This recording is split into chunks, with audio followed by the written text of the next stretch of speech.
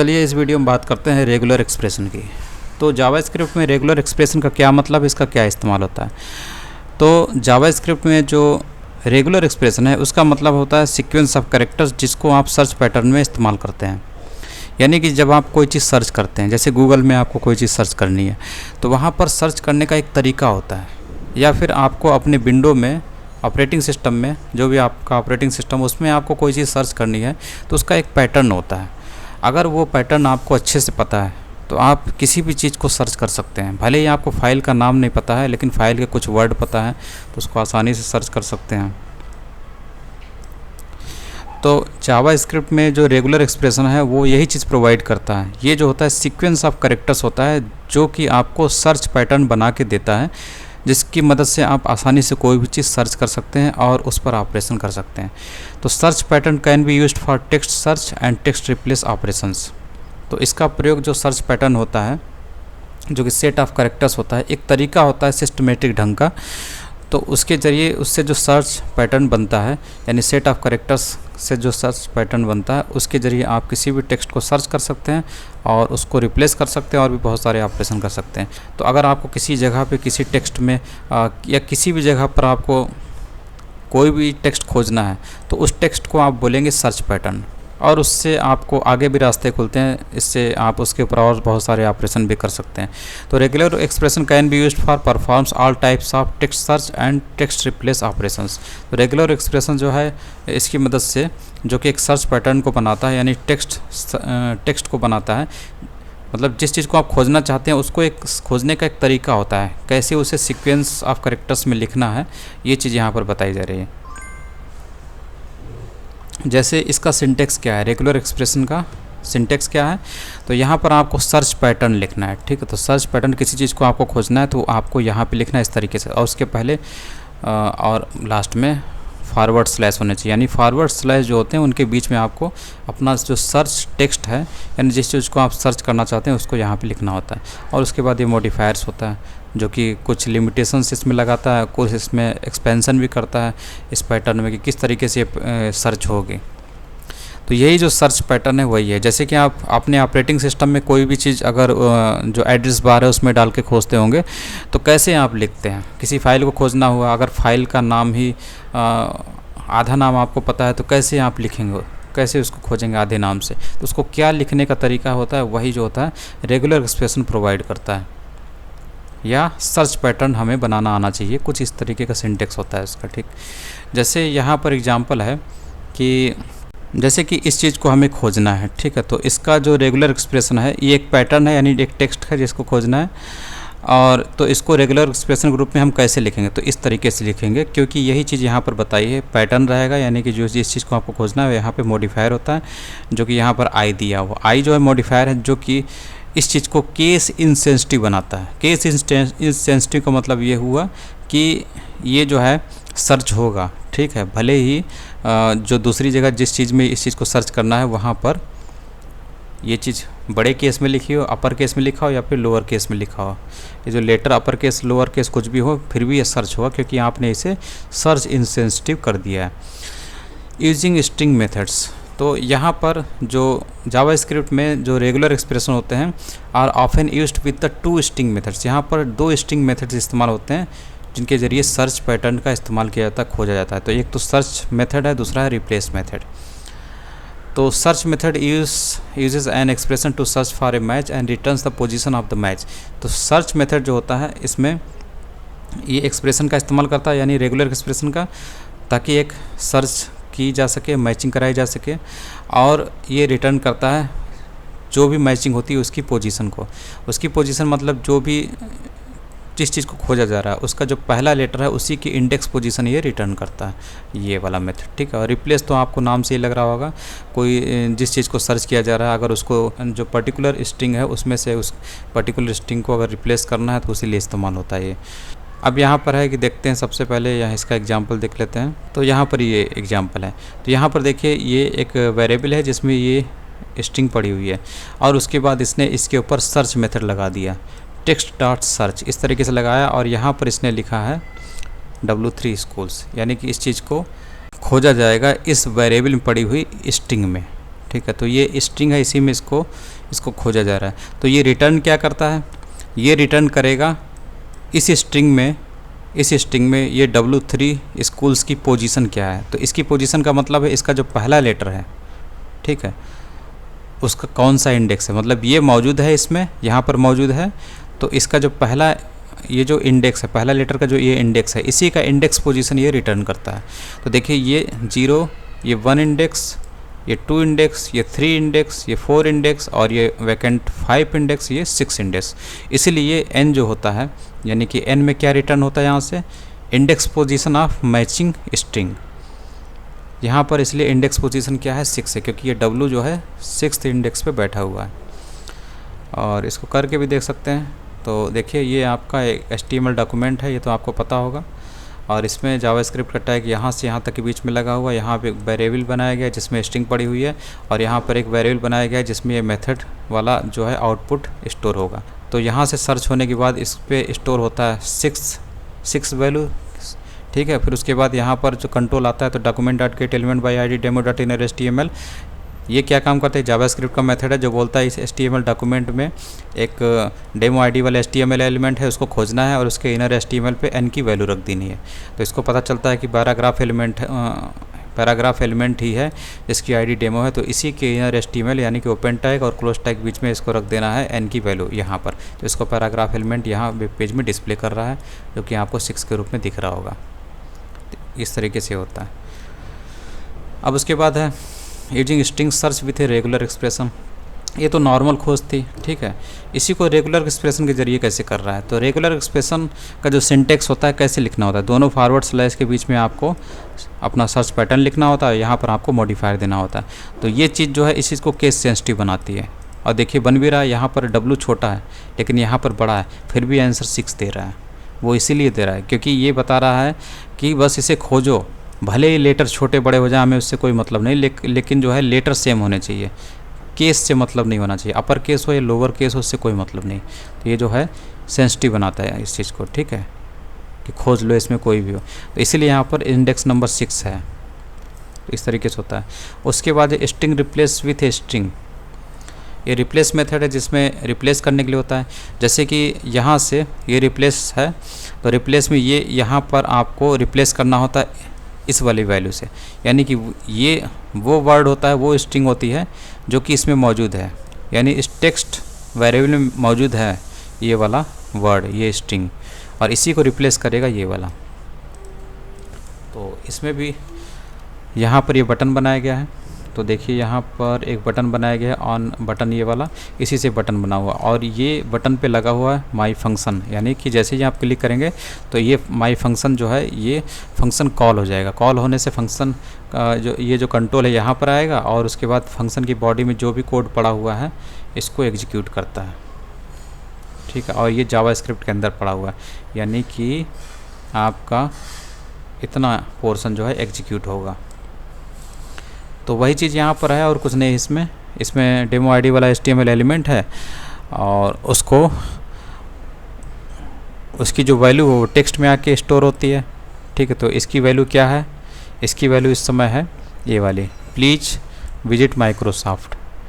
इस टेक्स्ट में ये वाली वैल्यू स्टोर हो जाती है, ये वाली वैल्यू, ठीक है, क्योंकि ये इस मेथड ने इसे खींच कर लाया इस वैल्यू को और स्टोर कर दिया इस टेक्स्ट में। फिर उसके बाद ये बोल रहा है कि टेक्स्ट, इसी जो टेक्स्ट में जो स्टोर हुई चीज़ है इसके ऊपर रिप्लेस मेथड इस्तेमाल किया गया, और उस पर जो माइक्रोसॉफ्ट वर्ड है उसकी जगह पर क्या रख दिया जाए, W3 स्कूल्स रख दिया जाए।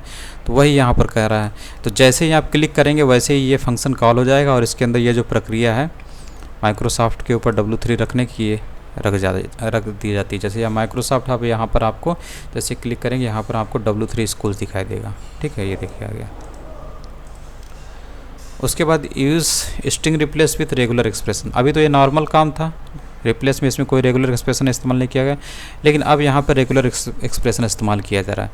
तो यहाँ पर ये बता रहा है कि माइक्रोसॉफ्ट जो है चाहे छोटे में लिखा हो, जैसे M बड़ा है यहाँ पर लेकिन M यहाँ पे छोटा है, तो चाहे बड़े में हो चाहे छोटे में हो, यहाँ पर I लिखा हो, ये बोलता है चाहे बड़े में हो चाहे छोटे में, बस आपको माइक्रोसॉफ्ट में ये वाली वैल्यू रख देनी है, ठीक है। तो इसीलिए इसका भी आपको सेम आंसर मिलता है, यानी कि विजिट उसके बाद माइक्रोसॉफ्ट की जगह पर W3 स्कूल्स लिख कर आ जाता है। उसके बाद एक कुछ चीज़ें लिखी हैं, आप इसको पढ़ लेना। ये बता रहा है रेगुलर एक्सप्रेशन जो होता है आपके सर्च को मोर पावरफुल बनाता है, क्योंकि आपने इसमें केस इंसेंसिटिविटी को भी डाल दिया है। हाँ, तो ये तो सही बात है। उसके बाद ये यहाँ पर बता रहा है कि ये जो आई हम लोग लिखते हैं मॉडिफायर में, इसका मतलब केस इंसेंसिटिविटी। तो अब इसको देख लेते हैं। ये भी एक मॉडिफायर है जो कि ग्लोबल मॉडिफायर है। ये find all matches rather than stopping after the first match. ये क्या काम कर रहा था, ये तो एक ही मैचिंग कर रहा था, लेकिन ये जो होता है ये जितनी भी मैचिंग होती है सबका ये आउटपुट देता है। जैसे कि अगर इसको हम लोग देखें तो आपको यहाँ पे दिख रहा होगा कि इसने इज को ये सर्च कर रहा है, ठीक है, मैच कर रहा है इसको। इसमें कहाँ कहाँ पर इज है, यानी इस टेक्स्ट वेरिएबल में पड़ी हुई स्ट्रिंग में कहाँ कहाँ पर इज है, तो एक तो आपको यहाँ दिख रहा होगा और दूसरा यहाँ पर है, ठीक है। तो इस हिसाब से ये मैच करता है। तो यहाँ पर इसलिए आपको 2 दिख रही हैं। और इसी की जगह पर अगर आप आई ले लेंगे, आई मतलब केस इंसेंसिटिविटी, और जो फर्स्ट जो खोज होती है उसकी, उसी को दिया जाता है, फर्स्ट जो अकरेंस होती है, यानी केवल यही आपको आउटपुट देगा, इसके बारे में नहीं देगा, ठीक है। तो जब इसको रन कराते देखिए यही मिल रहा है। तो इसीलिए हम लोग यहाँ पर ग्लोबल लिखते हैं। और अगर आप यहाँ पर भी एक इज़ और लिख लेते हैं तो आप देखेंगे आपके सामने ये वाला इज़, ये वाला इज़ और ये वाला इज़, 3 इज़ आपको दिखाई देंगे अगर आपने ग्लोबल लिखा है, ठीक। तो इस तरीके से ये काम करता है। और उसके बाद यहाँ पर M है, मल्टी लाइन मैचिंग है, ये भी उसी टाइप का आप देख लेना। रेगुलर एक्सप्रेशन पैटर्न्स, अब ये क्या है, यही इम्पॉर्टेंट भी है। Find any of the characters between the brackets. Brackets में जो भी आप वर्ड डालते हैं वही चीज़ सर्च होती है। जैसे कि आपने इस ब्रैकेट में डाला H, ठीक है, तो H इसमें जहाँ जहाँ है, एक ये है और एक ये है, ठीक है, ये दोनों सर्च होके स्टोर हो जाएंगे इस रिजल्ट में। और ऊपर से क्योंकि आपने यहाँ पे G लिखा है तो ग्लोबल मैच यानी कि जितने भी H आपको मिलेंगे सब यहाँ से आपको मिल जाएंगे, इसलिए एक H, दो H हैं और ये चीज़ यहाँ पे सर्च कर रहा है, ये चीज़ होती है। और अगर आपने यहाँ पर कुछ इस तरीके से दिया, जैसे आप यहाँ पे दे दीजिए A, और कहाँ तक आप सर्च करना चाहते हैं A, और मान लीजिए आप E तक का जो एरिया है उसको सर्च करना चाहते हैं, या फिर F तक का करना चाहते हैं, तो A से लेकर F तक के जितने भी कैरेक्टर्स होते हैं वो अगर इसमें हैं तो वही इसमें आकर स्टोर हो जाएंगे, ठीक। तो इसको देखिए, तो देखिए क्या क्या आया, पहले A आया, फिर E और E 2 बार आया। तो ये आपका यहाँ से देखिए, तो ये सब A से F के बीच में कौन वर्ड है, ABCDEF, ABCDEF यानी 6 जो लेटर्स हैं वो आ सकते हैं, जिसमें A है और E भी आएगा, ये E भी आएगा, बाकी कोई नहीं आएगा। तो इस तरीके से सर्च होता है। और उसके बाद यहाँ पर 0 से 9 सेम इसमें भी है, ये नंबर टेस्ट करने के लिए होता है, इसमें ये नंबर है कि नहीं, जैसे इसमें 1 से लेकर 4 तक के नंबर इसमें मौजूद हैं कि नहीं, ये सर्च करने के लिए होता है। और ग्लोबल मैच है तो मतलब एक बार सर्च हुआ, अगर 1 आगे भी है तो वो भी एक बार और दे देगा। jैसे अगर आप यहाँ पर एक बार और 1 कर दीजिए तो ये वाला भी 1 देगा, इसके साथ साथ ये भी देगा, क्योंकि आपने G यानी ग्लोबल लगा दिया, तो आपको ये 4 के बाद एक और 1 दिखेगा, ठीक है, ये आ गया। तो इस तरीके से होता है। इसमें 1, 2, 3 और 4 ये जो 4 नंबर हैं यही इसमें टेस्ट होते हैं कि इसमें हैं कि नहीं है, और हैं तो उनको यहाँ पर स्टोर करता है रिजल्ट में, क्योंकि मैच मेथड है, ये चीज़ होती है इसमें। और उसी तरीके से एक्स वाई है, ये अल्टरनेटिव है, ये जो आपका बीच में पाइप लगा हुआ है ये अल्टरनेटिव्स बताता है। Find any of the alternative separated by, इसको शायद पाइप बोलते हैं, क्या होता है ये, तो रेड और ग्रीन, ठीक, ग्लोबल मैच है रेड और ग्रीन, इनमें से स्पेसिफिक अल्टरनेटिव कोई भी आपको मिल जाए, ठीक है, दोनों मिल जाए तब भी कोई दिक्कत नहीं है, लेकिन कोई भी मिल जाए, ठीक। तो और की बात करता है, ठीक है, और टाइप का है कोई भी। सबसे पहले आपको यहाँ पे ग्रीन ही मिल गया, ग्रीन मिला और रेड मिला, फिर ग्रीन मिला, और उसके बाद आपको यहाँ कहीं भी रेड ग्रीन नहीं मिला, क्योंकि सब आधे आधे लिखे हैं, इसलिए आपको ग्रीन रेड ग्रीन यही चीज़ आपको यहाँ पे दिख रही है, ठीक है, यही चीज़ टेस्ट हो रही है। उसके बाद है मेटा कैरेक्टर्स, तो फाइंड ए डिजिट को फाइंड आउट करना है, तो ये Meta characters with special meaning, तो इस तरीके से आप कर सकते हैं। फाइंड ए डिजिट को फाइंड आउट करने के लिए कुछ इस तरीके से आप लिखते हैं इसमें, तो डी जो होता है डिजिट के लिए होता है, कुछ इस तरीके से आपको लिखना पड़ेगा, तो इससे पता चल जाता है इसमें कौन कौन से डिजिट है इस स्ट्रिंग में। तो कुछ इस तरीके से आपको लिखना पड़ता है। और जी लिखना पड़ता है ग्लोबल मैच, यानी कि टोटल डिजिट आ जाए। अगर यहाँ जी नहीं लिखेंगे तो आपका केवल जो है सिंगल ही आएगा, फर्स्ट वाला डिजिट ही आएगा, ठीक। तो इस तरीके से ये होता है। और ये जो होता है वाइट स्पेस के लिए होता है, वाइट स्पेस फाइंड आउट करने के लिए। तो ये देखिए वाइट स्पेस है, एक यहाँ पे स्पेस है, एक यहाँ पर है, एक यहाँ पर, एक यहाँ पे है। तो 4 वाइट स्पेस हैं, 1 2 3 और 4, इसलिए यहाँ पर 4 दिया, 4 वाइट स्पेस।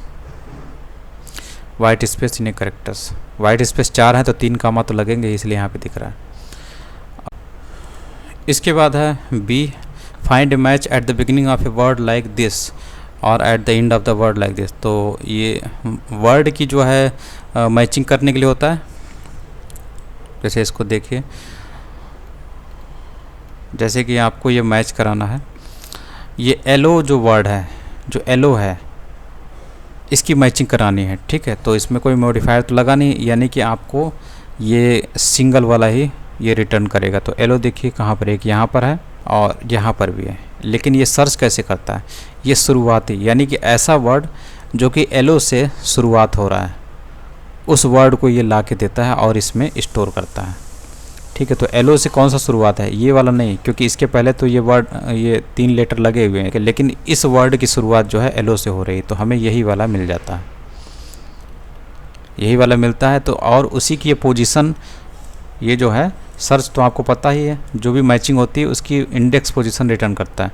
तो यहाँ से ये 0 1 2 3 4 और ये 5 और ये 6 और ये 7, तो L जो है 7th पोजीशन पे है, इसलिए ये इंडेक्स रिटर्न करता है, जो कि रिजल्ट में आके स्टोर होता है। फिर उसके बाद जावास्क्रिप्ट का जो मेथड है, ये डेमो आईडी वाला जो HTML एलिमेंट है, उसके इनर HTML पर इसी सर्च जो रिजल्ट की जो वैल्यू वो रख देता है। तो यहाँ पर स्पैन नाम का एलिमेंट है, इसकी आईडी डेमो है, तो इसकी इनर HTML पे ये वैल्यू रख देता है, यानी इस जगह पर, ठीक है। तो फाउंड इन पोजीशन ये लिखा हुआ आता है, उसके बाद ये वाला रिजल्ट में जो वैल्यू है वो लिखा हुआ आता है, उसी को पैराग्राफ एलिमेंट ये डिस्प्ले कर रहा है। तो फाउंड इन पोजीशन और उसके बाद स्पैन आईडी से, स्पैन एलिमेंट से आपको ये 7 मिल जाता है, क्योंकि यही L का जो है इंडेक्स है। और उसके बाद ये है, अगर लास्ट का आप खोजना चाहते हैं, eight the end of the word like this, तो इस तरीके से आपका वर्ड होना चाहिए, ये लास्ट होना चाहिए। तो ये भी आप सर्च कर सकते हैं, जैसे कि आपका मान लीजिए ये चीज़ है और यहाँ पर ये सर्च कर रहा है कि जो एलो है, यहाँ पर बी लास्ट में लगा हुआ, ये बैकस्लैश वाला सिंबल और यहाँ पर बी लगा हुआ, तो ये बता रहा है कि जो भी आपका वर्ड है उसके लास्ट में आपका एलो आना चाहिए, तो उसी का आपको ये इंडेक्स रिटर्न करेगा, यानी कि L का इंडेक्स रिटर्न करेगा, ठीक है। तो जो एलो जो लेटर है, जो कम्बिनेशन ऑफ लेटर है, ये हेलो में मौजूद है, यहाँ पर देखिए, क्योंकि हेलो के लास्ट में ही एलो वर्ड मौजूद है, इसलिए इस L का जो इंडेक्स है ये रिटर्न करता है ये सर्च मेथड। तो इस L का इंडेक्स क्या है, 0 1 2 3, तो इसका इंडेक्स है 3, ये रिजल्ट में आएगा और यही चीज़ यहाँ पे डिस्प्ले होकर आ रही 3, ठीक। तो कुछ इस तरीके से है ये। और उसके बाद है find the Unicode character specified by the hexadecimal numbers. तो इसको भी देख लेते हैं। तो ये बताने की कोशिश कर रहा है कि जो हेक्साडेसिमल नंबर है उसके ज़रिए जो पर्टिकुलर यूनिकोड कैरेक्टर जो उससे जुड़ा हुआ होता है, मतलब हर एक यूनिकोड कैरेक्टर पीछे एक हेक्साडेसिमल कोड है, तो उस कोड को अगर हम यहाँ पे लिखते हैं हेक्साडेसिमल कोड, तो उसे संबंधित जो यहाँ पर यूनिकोड कैरेक्टर इस्तेमाल हो रहा है, तो वो चीज़ सामने आ जाएगी, इसमें स्टोर हो जाएगी, ठीक।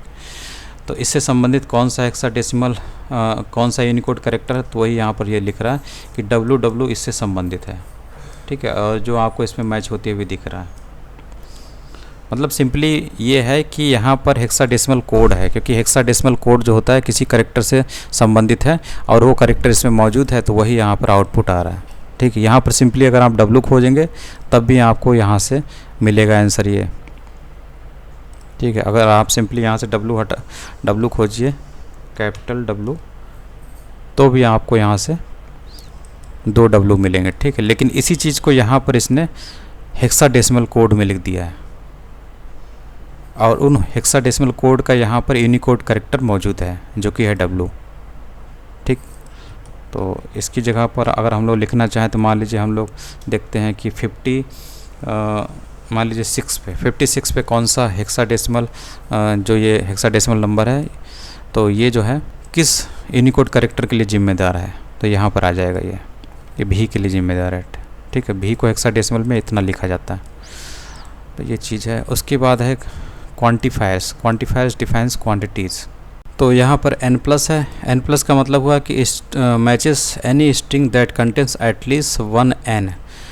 तो इसी को आपको मैच कराना है, जिस भी आप लेटर को मैच कराते हैं उसके पहले आपको प्लस लिख देना है। तो ये मैच करता है, जितने भी स्ट्रिंग है सबको मैच करा के रिजल्ट देता है। तो जैसे आपने यहाँ पर ओ को मैच कराना है इस टेक्स्ट स्ट्रिंग में, टेक्स्ट वेरिएबल में पड़ी हुई स्ट्रिंग में, तो कुछ इस तरीके से ये वाली टेक्स्ट वेरिएबल में जो स्ट्रिंग पड़ी हुई है इसमें O+ यानी कि O को मैच करा रहा है, जितनी होंगी सारी इसमें स्टोर हो जाएंगे। तो ये देखिए पहले ये 3 आती हैं, तो इसलिए आपको यहाँ पे 3 दिख रहे हैं, 3 O दिख रहे हैं, ये दिखता है आपको, तो ये वाला मिलता है। उसके बाद ये वाला O जो है इसके लिए है, और ये जो डबल O है वो इसके लिए है। तो ये चीज़ होती है। और अगर आप मान लीजिए इसमें S को करते हैं, तो S की कितनी लोकेशन है सब यहाँ पे दे देगा। तो S देखिए केवल एक बार आया है इस जगह पर, क्योंकि ये स्मॉल s है, तो स्मॉल s जो है एक ही बार यहाँ पर आया है। हालांकि जो कैपिटल S यहाँ पर भी है, और यहाँ पर हमको इस इनसेंसिटिव लगाना पड़ेगा, तो यहाँ पर हम लोग I लिख देते हैं। ठीक है, तो I से क्या होगा, इसकी खोज होगी इनसेंसिटिव रूप से, यानी कि ये भी आपका दे देगा ये, और ये तो है ही। ठीक, तो इस हिसाब से आपको दोनों आ जाएंगे। ठीक, तो इस हिसाब से इसका यूज होता है। इनसेंसिटिव भी लगा दिया, ग्लोबल भी लगा दिया, तो ये वाला भी S मिल गया और ये वाला भी S मिल गया। उसके बाद उसी टाइप का ये भी है, तो इसको आप खुद ही कर लीजिएगा कि एनी स्ट्रिंग दैट कंटेंस 0 और मोर अकेरेंसेस ऑफ n, और ये भी इसी टाइप का है। उसके बाद यूजिंग रेगुलर एक्सप्रेशन ऑब्जेक्ट। तो in JavaScript the regular expression object is a regular expression object with predefined properties and method. तो जावास्क्रिप्ट में जो रेगुलर एक्सप्रेशन ऑब्जेक्ट है वो एक रेगुलर एक्सप्रेशन ऑब्जेक्ट है जिसमें कि पहले से मौजूद प्रॉपर्टीज़ और मेथड्स होते हैं। तो यहाँ यही मेथड हैं जिनके बारे में बात करा। तो पहला मेथड क्या है, टेस्ट मेथड है, जो कि इस रेगुलर एक्सप्रेशन में इस्तेमाल होता है। तो ये क्या काम करता है, it's searches a string for a pattern and returns true और फॉल्स। तो ये पर्टिकुलर सर्च पैटर्न को सर्च करता है स्ट्रिंग में और ट्रू या फॉल्स रिटर्न करता है। तो सबसे पहले इस एग्जांपल में देख लेते हैं। तो यहाँ पर ये पैटर्न जो है ये एक वेरिएबल बनाया गया है जिसमें ये चीज़ लगाई गई। तो जैसे हम लोग मैच और बाकी सर्च मेथड अप्लाई कर रहे थे वैसे यहाँ पर भी है, सेम चीज़ है, बस यहाँ पर टेस्ट मेथड है जो कि आपको केवल ट्रू और फॉल्स ही रिटर्न करेगा। तो ये चीज़ अगर इसमें मौजूद है तो ये ट्रू रिटर्न करता है। Since there is an E in the string, E जो है इस स्ट्रिंग में है, इसलिए the output of the code will be true.